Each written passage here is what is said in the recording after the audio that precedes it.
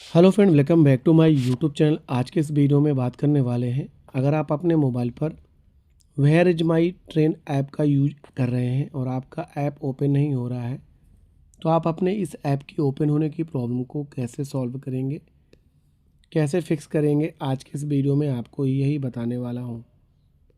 बस आपसे रिक्वेस्ट है, इस वीडियो को पूरा देखें, तभी आप अपने ऐप की ओपन होने की प्रॉब्लम को सॉल्व कर पाएंगे, फिक्स कर पाएंगे।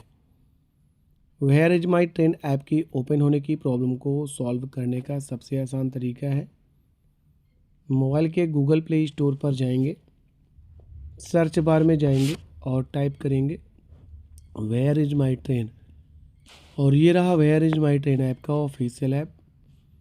आपको अपने ऐप को एक बार अपडेट में क्लिक करके अपडेट करना है।